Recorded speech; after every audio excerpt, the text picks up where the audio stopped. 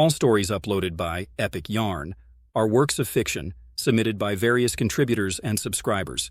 These narratives are crafted for entertainment and storytelling purposes, with no claims of factual accuracy or real-world events. Additionally, the images accompanying each story are generated using AI technology, designed to visually enhance the storytelling experience.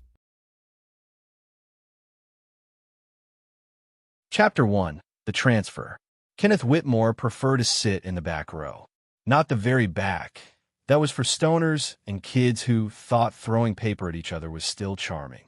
He liked the second-to-last row, by the wall, where the plug socket worked, and no one would bump into his messenger bag filled with more tech than a NASA shuttle launch. Wednesday's class was Psychology of Gaming, one of those electives with just enough weirdos to make it tolerable and just enough jocks to make it anxiety-inducing. Ken had made peace with that. He had his corner. He had his notes. He had a thermos of lukewarm chai latte and a brand-new app idea spinning in his head, waiting to be sketched out. He was 3 sips in, sketching a flowchart in the margins of his notebook, when the seat beside him creaked. No one ever sat beside him. Ken didn't look up right away. Maybe it was a fluke. Maybe someone got lost. But the scent hit first, something clean like citrus and faint sweat, mixed with what he guessed was good cologne. Not Axe. Actual cologne. He dared a glance. Tall, blonde, broad shoulders under a dark green Henley. A jawline so sharp it probably scared razors. The guy turned his head just then, and their eyes met, icy blue and steady, like they could cut through walls. Ken blinked. The stranger smiled. "Hey, is this seat taken?" the guy asked. Too late, Ken thought. "No," he muttered. "It's all yours." The guy settled in, long legs spreading comfortably, confidence oozing without trying too hard. Ken tried to go back to his notes, but the presence beside him pulsed like a second sun. He felt overexposed. Professor Langston cleared her throat at the front. "Before we begin, let's welcome our new transfer student. Ronald Brown, please stand and introduce yourself." Ken stiffened. The guy next to him pushed back his chair and stood. "Hey," Ronald said with a lazy grin. "Ron, transferred in from Crest Lake University. Kinesiology major, minor in psych. Big fan of games, strategy, co-op, solo campaigns. Looking forward to working with you all." He sat back down like it was nothing. Ken stared at his notebook. The pen trembled slightly in his hand. "You good?" Ron asked under his breath. Ken nodded too quickly. "Yeah, just, yep." "Cool," Ron said, and then, that was it. No teasing. No smirking. No whispering something gross to his friends. He just focused on a lecture. Ken waited. 5 minutes passed. 10. 15. No snide comments. No sideways glances. Ron didn't even seem fazed by Ken's Iron Man tea or the fact that he'd brought a limited edition Star Wars water bottle to class. When Ken dropped his pen and fumbled to catch it, Ron picked it up, handed it back, and smiled again. What the hell is happening?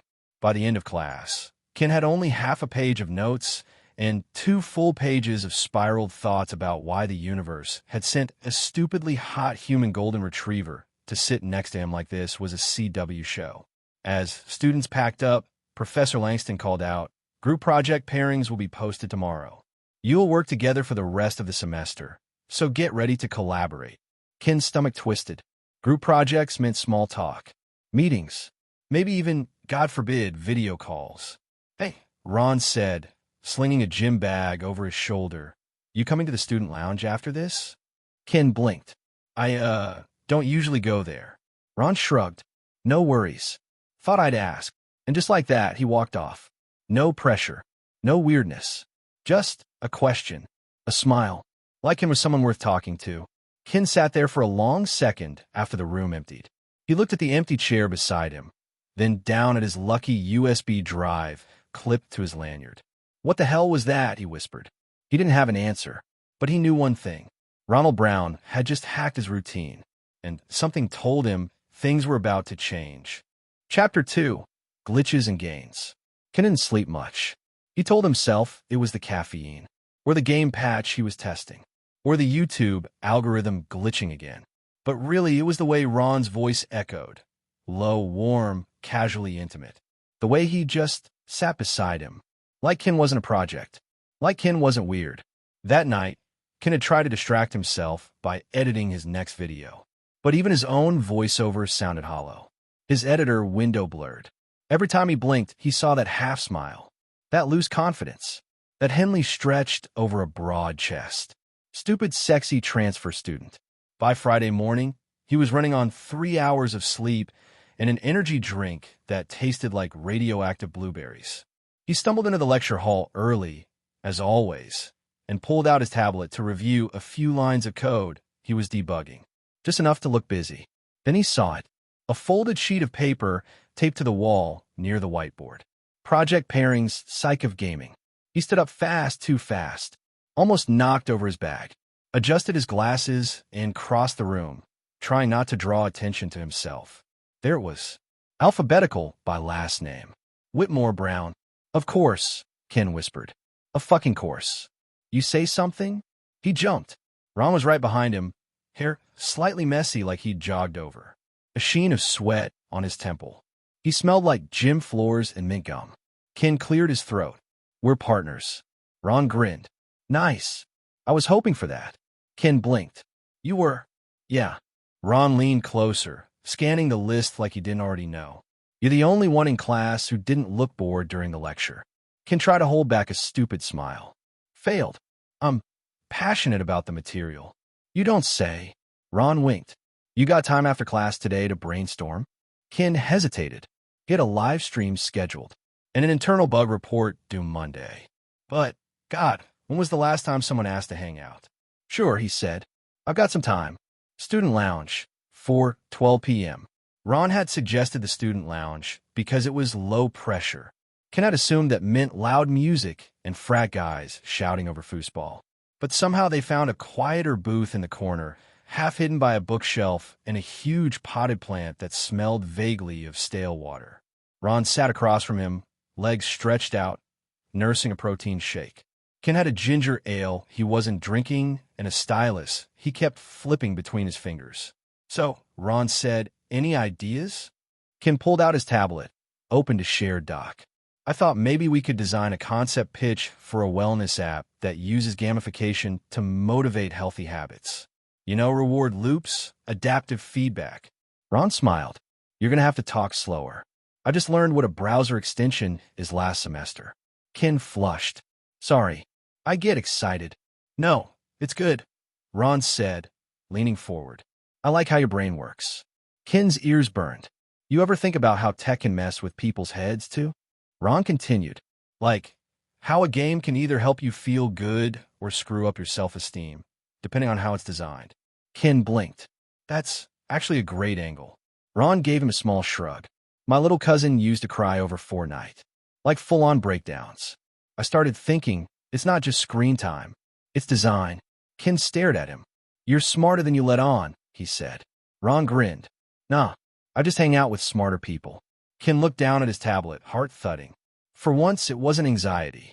It was something sharper. Curious. Hungry. So, Ron said, want to come over to my place tomorrow? Work on this more? Less fluorescent lighting. Ken hesitated. He didn't go to people's places. People didn't ask. This was dangerous territory. But Ron's gaze was calm, open, like he was giving Ken a way out, but hoping he wouldn't take it. Ken bit the inside of his cheek. Nodded. Yeah, he said. Okay. Later that night, Ken's apartment. Ken sat cross-legged on his futon, coding with one hand and petting his cat, Watson, with the other. His whiteboard was full. Notes, arrows, question marks. Reward versus punishment systems in game design. He'd added Ron's idea, emotional triggers in wellness apps, to the center in blue ink. Watson purred against his leg. Ken exhaled slowly. Something was happening. Something glitchy. Something real. He didn't know if it was friendship or something else. Something more loaded. But Ron wasn't like anyone he'd ever met. And for the first time in years, Ken wasn't trying to disappear. He wanted to be seen. Chapter 3. Save Point. Ken stood in front of Ron's apartment door, second-guessing everything. His outfit, black jeans, his cleanest Star Wars tee, and a zip hoodie with only one hole in the cuff, suddenly felt juvenile. The USB drive in his pocket for just in case we need to transfer files felt ridiculous. and a mason jar of homemade trail mix in his hand. Full cringe. He considered leaving. Then the door opened. Ron stood there in low-slung joggers and a loose tank top that clung to his chest in all the right ways. His blonde hair was still damp from a shower, pushed back casually, and his bare feet somehow made him look even taller.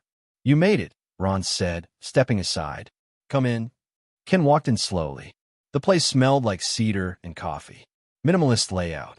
A few framed posters on the wall. Aliens, Enter the Dragon, and a signed print of Muhammad Ali in mid-punch. Neat but lived in. Ron's laptop sat open on the counter, next to a half-eaten protein bar and a pile of fitness magazines. The couch was massive, plush, the kind that invited you to sink in and never get up again. Ken stood awkwardly near the kitchen island. "I brought snacks," he said, holding out the jar like it might explode. Ron grinned. "You made this." "Technically, I assembled it. Precision blended for optimal salt-to-crunch ratio." Ron took it, unscrewed the lid, popped a piece of dried mango in his mouth. Chewed, nodded. "This is dangerously good," he said. "Sit." Ken took the end of the couch, perching like a cat who didn't trust furniture. Ron flopped down beside him, a little closer than expected. Their knees almost touched. Ken stared at the coffee table. "So," Ron said, reaching for the remote, "before we dive in, I thought we could loosen up. Ever play Overcooked?" Ken raised an eyebrow. "Are you trying to test the limits of our potential friendship?" Ron laughed. "Come on, it's co-op chaos. Good icebreaker." "Fine," Ken muttered, picking up a controller. "But when we fail spectacularly, don't say I didn't warn you." 20 minutes later. "Why are you throwing lettuce at me?" "I panicked. You were on chopping duty. You said be flexible." Ken was laughing. Like full body, tears in the eyes, breathless laughing. Ron dropped his controller, shoulders shaking. Okay. That was a disaster. You set the kitchen on fire," Ken gasped. "And you abandoned the buns. We were a team. We were barely a team." They collapsed against the cushions, catching their breath. Ken realized, somewhere in the chaos, they'd ended up pressed side by side, shoulders touching, knees bumping. He didn't move. Neither did Ron. For a moment, the only sound was the game's victory music playing ironically in the background. "You're fun to play with," Ron said softly. Ken's heart hiccuped. "I usually solo everything," he admitted. "Less pressure." Ron tilted his head. "Do I make you nervous?" Ken looked down at his hands. The controller rested in his lap, like a buffer. "I don't know what you are yet," he said quietly. Ron's lips parted, like he was going to say something. Then he nodded slowly. "Fair." They sat there, breathing in the quiet. The light from the TV flickered across their faces. Ron's arm brushed Ken's again. Accidental, maybe. Maybe not. "I don't usually let people in," Ken added. "I figured. You didn't make a joke. Or ask me about hacking into the mainframe, or whatever people think nerds do for fun." Ron smiled, slow and warm. "Because I don't think you're a punchline." Ken looked at him. Ron was close. Closer than anyone had been in a long time. His blue eyes weren't teasing or pitying. They were calm. Steady. Ken swallowed. "Save point?" he asked, voice low. Ron's smile widened. "Yeah," he said. "Let's call it that." Chapter 4. Side Quest. Ken didn't do gyms. Gyms were meathead sanctuaries, full of testosterone, aggressive grunts, and the clank of iron that made him flinch. He worked out through VR fitness and his underdesk elliptical. Controlled environments. No witnesses. So when Ron texted him Saturday morning, "Want to tag along to the gym? I'll spot you." Ken stared at the screen like it was a prank. He stared for a long time. Then he replied, "Sure, but if I die, I'm haunting your protein powder." Iron House Gym, 10:43 a.m. The place was less intimidating than he'd feared. Still full of muscular people doing squats with terrifying ease, but also cleaner, more organized. There were yoga mats and rowing machines. A smoothie bar. Plants. Plants in a gym. Who knew? Ron met him at the entrance wearing a dark gray tank top that made his arms look biblical. His sandy blonde hair was tied back into a tiny man bun. It should have looked ridiculous. It didn't. Ken suddenly felt like a stick figure. "Dude," Ron said, eyes lighting up. "You came." "Against all my instincts," Ken muttered. Ron handed him a guest pass. No pressure.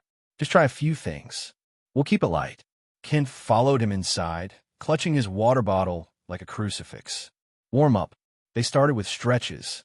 Ron guided him through movements, his hands occasionally brushing Ken's sides or shoulders to adjust form. Nothing inappropriate. Nothing that lingered too long.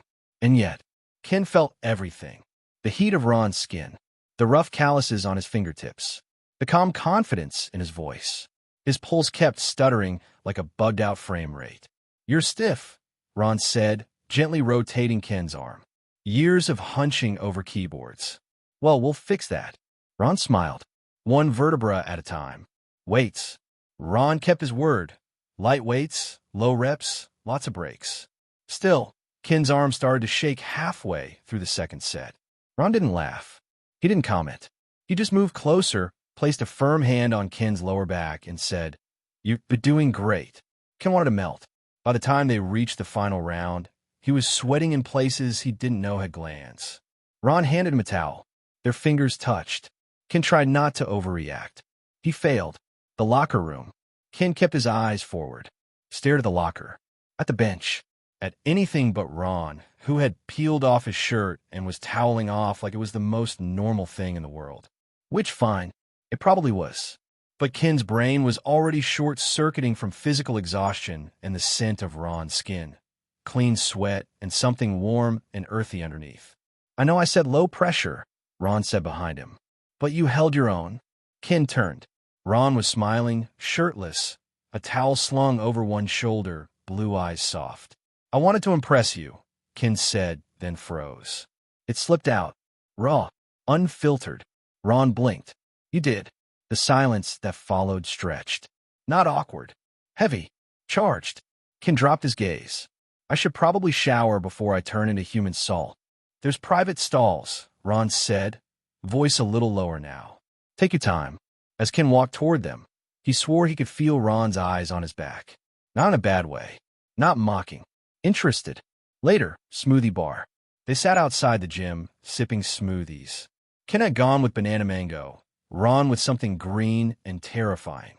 Ken finally broke the silence. "So, this your idea of a date?"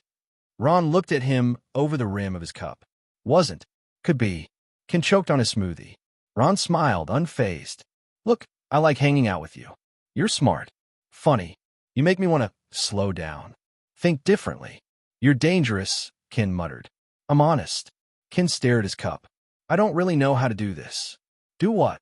"Let someone in." Ron reached over, placed a hand over Ken's, solid, warm grounding. "Start small," he said, "like a side quest. Doesn't have to be the main story yet." Ken looked at their hands, then at Ron, and something inside him clicked. Chapter 5, Glitched Hearts. Ken didn't like parties. Too loud. Too many people. Too many social rules he never got the patch notes for. But Ron had asked. It's just a few friends, chill vibes. Board games, beer, nothing wild. And Ken was still running high from a gym thing, from Ron's hand on his, from the casual way Ron had said could be a date like it wasn't a nuclear-level statement. So he showed up, alone, wearing a fitted button-down that made him feel like he was cosplaying a normal person. Ron opened the door, beaming. "Ken." Ken smiled, awkward and tight. "Reporting for social anxiety duty."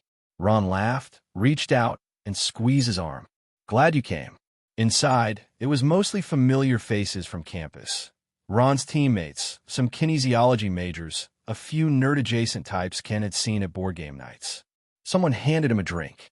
He hovered by the snack table like it was a defensive turret.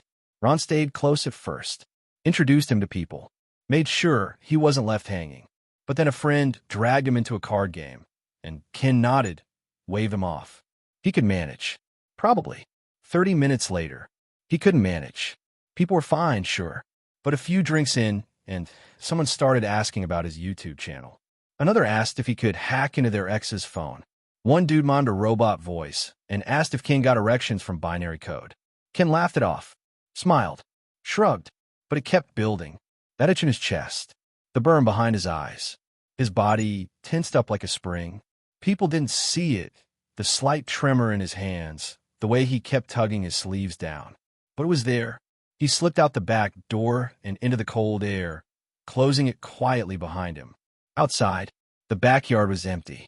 Quiet. He leaned on the railing, pulled his hoodie tight around himself. He hated this. The feeling. Like being too much and never enough at the same time. Like a glitch in the code. He didn't belong in these kinds of spaces. He was pretending. Always pretending. He didn't hear the door open behind him. "Hey," Ron's voice. Ken didn't turn around. "I'm fine," he said, not meaning it. Ron stepped closer, slow. "You disappeared." Ken shrugged. Just needed a breather. Ron leaned beside him. Close, but not crowding. His presence alone was grounding. "You look like you were doing okay." "I was faking it." Ron nodded. "You're allowed to leave when you're uncomfortable." Ken glanced sideways. "I didn't want to disappoint you." Ron looked at him for a long second. Then, "You think I invited you to show you off?" Ken said nothing. "I invited you because I like you, Ken. Not your brain. Not your YouTube views. You. The weird, awkward, hoodie-wearing nerd who lights up when talking about space lasers or dragons or some indie game with tragic pixel art." Ken finally looked at him. "You don't have to perform for me," Ron said, softer now. "You don't have to be cool. I already like you." Ken's breath caught. "That's the problem." Ron blinked. "What do you mean?" Ken looked away again. "I don't know what to do when someone's kind. I keep waiting for the punchline." Ron stepped in front of him now, barely a foot between them. The porch light cast a soft gold over his face. "No punchline," he said. Ken stared at him, heart loud in his ears. Every impulse screamed to run. Shut down. Retreat to code and fiction and safe little islands. But then he didn't move. Ron raised a hand. Gently, slowly, like Ken was a frightened animal. He touched the side of Ken's face. Palm warm. Thumb brushing just under the edge of his glasses. "I want to kiss you," Ron said. Ken's breath hitched. "I don't want to break you," Ron added. "So tell me to stop." "I will." Ken didn't say stop. He whispered, "Okay." And Ron kissed him. Soft. Careful. Nothing rushed. Just lips and breath and a low, shivering sound from Ken's throat that betrayed everything he never said out loud. Ken's hands fisted in Ron's shirt like he was holding on to gravity. When they pulled apart, they didn't go far. Just rested their foreheads together. Ron whispered, "Still okay?" Ken nodded. His voice was shaky but sure when he said, "Save point." Chapter 6. Respawn. Ken's apartment was warm, cluttered, and distinctly him. Shelves stacked with comics and tech prototypes. A whiteboard filled with half-solved equations and doodles of dragons. LED lights set to soft blue. 2 laptops open. VR headset on the couch. A half-built droid on the kitchen counter. Ron took it all in with a slow grin. It's like walking into your brain. Ken dropped his keys and laughed, nervous. "Yeah, sorry. It's kind of shrine to my hobbies." "I like it." Ron stepped inside, shutting the door. "Feels real. Like you." Ken flushed and motioned toward the couch. "You can sit, if you can find space." Ron swept the headset and a couple of game controllers aside and sat down. Ken sat beside him, not too close. The air was weirdly thick. Not uncomfortable, just loaded. Like both of them knew something was coming, but neither wanted to rush it. Ken fiddled with the hem of his hoodie. "So, thanks for tonight." "You okay?" Ron asked. Ken nodded. "Just processing.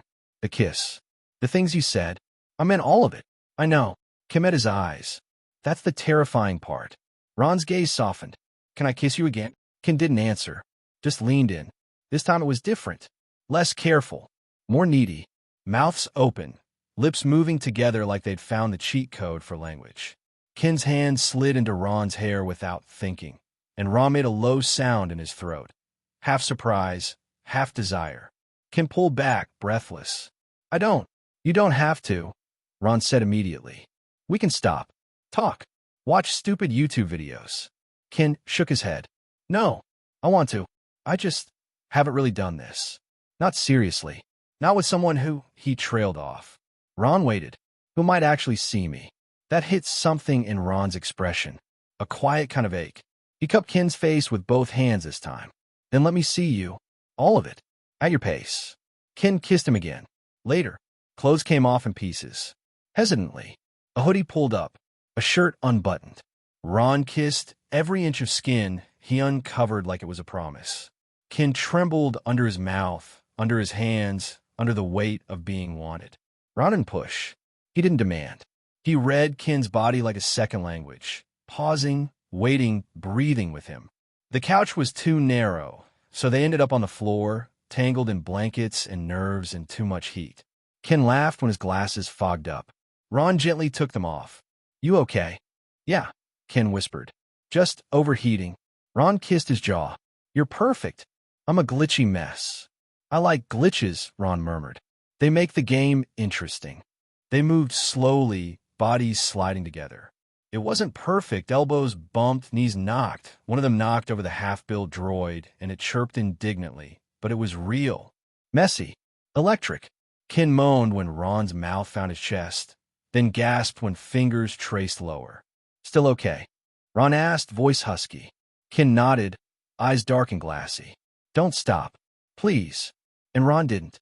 Even later, they lay in silence, wrapped in a blanket on the floor. Ken's head rested against Ron's chest, listening to the steady beat of his heart. "I don't usually let people in here," Ken said quietly. Ron stroked his hair. "I'm honored. You sure you want to deal with this kind of weird?" Ron kissed the top of his head. "It's my favorite kind of weird." Ken chuckled softly, eyes closing. "Okay, but next time we do your thing. Something sporty, competitive, dangerous. Careful," Ron said with a grin. "I might drag you into a martial arts class." Ken sighed dramatically. "I'm gonna die." "Nah, I'll catch you." Ken didn't answer. He just pressed closer, let his hand find Ron's under the blanket, and whispered, "Save point." Chapter 7. Player versus Player. Ken didn't hear from Ron for 2 days. Not a text, not a meme, not even a cryptic "you alive" after class. Just silence. He didn't panic right away. Ron was probably busy. He had early morning clients, gym hours, papers. Normal stuff. Rational stuff. But rational didn't stand a chance against the churn in Ken's gut. He reread their last texts, stared at the half-used blanket still on the floor. Wondered if he had moved too fast. Said too much. Made it weird. He ran simulations in his head. Dozens of them. All ending with Ron pulling away. Losing interest. Realizing the awkward, twitchy nerd wasn't worth the effort. By the third night, Ken cracked. "Ken, hey, everything okay?" No reply. He stared at the typing indicator that blinked on for half a second, then disappeared. Shit. The next day, Ron was at the rec center, spotting some guy doing dumbbell presses. Ken almost turned around, almost bailed. But Ron looked up, and, just for a second, his whole face lit up. Then it faded, replaced by something unreadable. Guarded. "Hey," Ken said, approaching slowly. "Hey." Ron wiped his hands with a towel. "You didn't text." "I did." "Oh." Ron blinked. "Guess I missed it." Ken stared. "What's going on?" Ron hesitated, glanced at the guy on the bench. "I've got another set to spot." Ken took a breath. "Right. I'll go." He turned. "Ken." But Ken didn't stop. That night, the knock came around 10 p.m. Ken opened the door, and there Ron was, looking wrecked. Not in a messy way, in a gutted way, like he'd been chewing on guilt for hours. "Can I come in?" Ron asked. Ken stepped aside, silent. Ron walked in, rubbing the back of his neck. "I fucked up." Ken crossed his arms. "You think?" "I didn't ghost you. I mean, not on purpose. I panicked." Ken blinked. "You panicked." Ron sat on the couch, head in his hands. "I've never felt this way before. Not like this. It's like, with you, everything's real. And I don't know how to not fuck that up." Ken's voice came out sharper than he meant. "So the solution was radio silence?" "No. The solution was tell you I'm terrified, but instead I shut down. Old habit. Bad one." Ken stared at him. "You could have just said, 'Hey, I need space.' Or, 'This is new and scary.' Anything." "I know." Ron looked up. His eyes were raw. "I didn't mean to hurt you." Ken sat, keeping some space. "Well, you did." "I don't want to be that guy," Ron said. "I don't want to be another person who treats you like a side quest." Ken's lip quirked despite himself. "Nice metaphor. I'm serious. I want to be your player too. Sometimes I get in my own head. And sometimes that place is a damn mess." Ken was quiet for a long time. Then, softly saying, Ron reached out, slow. "Can I touch you?" Ken let him. Their fingers tangled, tentative. "Do you still want this?" Ron asked. Ken didn't answer with words. He leaned in, let his forehead rest against Ron's. Let their silence mean yes. Ron whispered, I'll get better at this. Ken's voice cracked. Me too. Later, they curled up under the blanket again, back in their old spot. No sex, no urgency, just warmth and breath and forgiveness. Ken muttered, You realize we're both catastrophically bad at feelings, right? Ron smiled against his shoulder. Yeah, but we're learning. Ken whispered, So what is this now? A boss level? A DLC of heartbreak? Ron kissed his temple. Nah, this is the respawn after a bad save. Ken chuckled. Then don't let me die alone next time. Never. Chapter 8. Endgame. Ken woke up tangled in Ron. Not metaphorically. Literally. One of Ron's legs was thrown over his. Their arms were a loose mess between them. Ron's face was buried in Ken's neck, breath warm and steady, and Ken didn't want to move. Not yet. He just lay there, breathing in the weight of it all. The scent of skin and sleep. The soft pressure of Ron's chest rising and falling against his back. The silence that, for once, didn't feel like a warning. It felt like peace. Then, groggy voice in his ear, You're awake. Ken smiled. You drool when you sleep. Ron kissed his shoulder. Only on people I like. Ken turned, facing him. So, this is a thing now. Ron's face went still.